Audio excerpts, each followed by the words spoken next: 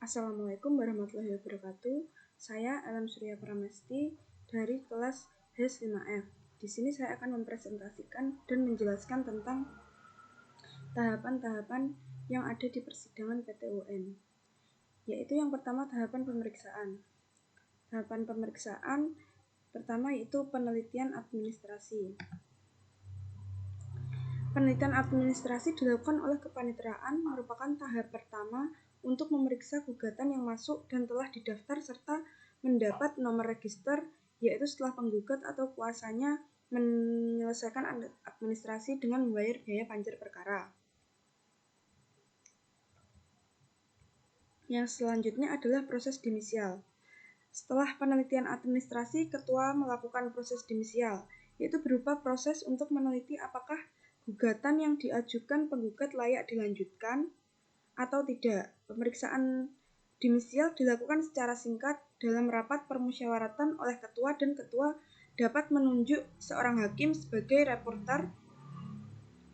Dalam prosedur dimisial, ketua pengadilan berwenang memanggil dan mendengar keterangan para pihak sebelum menentukan penetapan dimisial apabila dipandang perlu. Ketua pengadilan berwenang memutuskan dengan suatu penetapan yang dilengkapi dengan pertimbangan-pertimbangan bahwa gugatan yang diajukan itu dinyatakan tidak diterima atau tidak berdasar. Selanjutnya yaitu pemeriksaan persiapan. Sebelum pemeriksaan pokok sengketa dimulai, hakim wajib mengadakan pemeriksaan persiapan untuk melengkapi gugatan yang kurang jelas. Tujuan pemeriksaan persiapan adalah untuk mematangkan perkara. Segala sesuatu yang akan dilakukan dari jalan pemeriksaan tersebut diserahkan kearifan dan kebijaksanaan ketua majelis. Oleh karena itu, dalam pemeriksaan persiapan memanggil penggugat untuk menyempurnakan gugatan dan atau tergugat untuk dimintai keterangan atau penjelasan tentang keputusan yang digugat. Tidak selalu harus didengar secara terpisah. Pemeriksaan persiapan dilakukan di ruangan musyawarah dalam sidang tertutup untuk umum, tidak harus di ruangan sidang, bahkan dapat pula dilakukan di dalam kamar kerja hakim tanpa toga. Selanjutnya, persidangan. Dalam pemeriksaan persidangan ada dengan acara biasa dan acara cepat, pasal 98 dan 99 UU nomor 5 tahun 1986, UU nomor 9 tahun 2004. Ketua majelis atau hakim memerintahkan panitera memanggil para pihak untuk memeriksa persidangan dengan surat tercatat. Jangka waktu antara pemanggilan dan hari sidang tidak boleh kurang dari 6 hari, kecuali dalam hal sengketa tersebut harus diperiksa dengan acara cepat. Panggilan terhadap pihak yang bersangkutan dianggap sah apabila masing-masing telah menerima surat panggilan yang dikirim dengan surat tercatat. Surat panggilan kepada tergugat disertai sehelai salinan gugatan dengan pemberitahuan bahwa gugatan itu dapat dijawab dengan tertulis. Apabila dipandang perlu, hakim berwenang memerintahkan kedua belah pihak yang bersengketa datang menghadap sendiri ke persidangan. Selanjutnya adalah putusan yang terakhir. Setelah kedua belah pihak mengemukakan kesimpulan, maka hakim ketua sidang menyatakan bahwa sidang ditunda untuk memberikan kesempatan kepada majelis hakim bermusyawarah dalam ruangan tertutup untuk mempertimbangkan segala sesuatu guna putusan sengketa tersebut. Putusan dalam musyawarah majelis yang dipimpin oleh hakim ketua majelis merupakan hasil permufakatan bulat, kecuali setelah diusahakan dengan sungguh-sungguh tidak dapat dicapai permufakatan bulat, putusan diambil dengan suara terbanyak. Apabila musyawarah majelis tersebut tidak dapat menghasilkan putusan, permusyawaratan ditunda sampai musyawarah majelis berikutnya. Apabila dalam musyawarah majelis berikutnya tidak dapat diambil suara terbanyak, maka suara terakhir hakim ketua majelis yang menentukan. Selanjutnya, saya akan menjelaskan tentang tahapan-tahapan penanganan perkara di persidangan PTUN. Yang pertama yaitu pembacaan gugatan.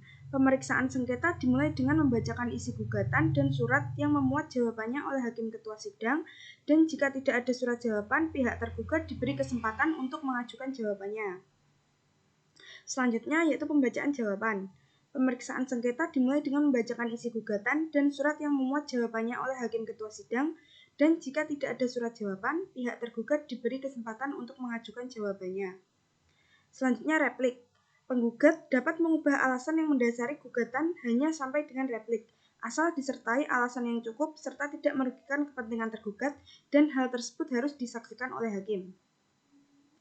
Setelah replik adalah duplik. Tergugat dapat mengubah alasan yang mendasari jawaban hanya sampai dengan duplik, asal disertai alasan yang cukup serta tidak merugikan kepentingan penggugat, dan hal tersebut harus dipertimbangkan dengan seksama oleh hakim. Selanjutnya pembuktian.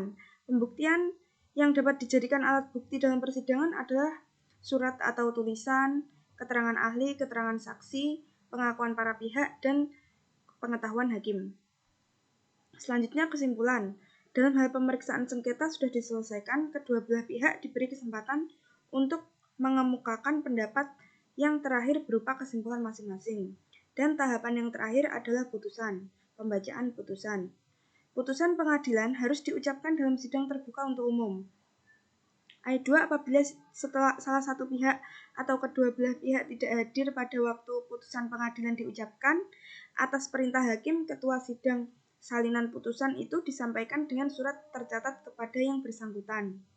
Yang ketiga, tidak dipenuhinya ketentuan sebagaimana dimaksud dalam ayat 1 berakibat putusan pengadilan tidak sah dan tidak mempunyai kekuatan hukum. Materi muatan putusan adalah yang pertama, kepala putusan yang berbunyi demi keadilan berdasarkan ketuhanan yang Maha Esa. Nama, jabatan, kewarganegaraan, tempat kediaman atau tempat kedudukan para pihak yang bersengketa. Ringkasan gugatan dan jawaban tergugat yang jelas.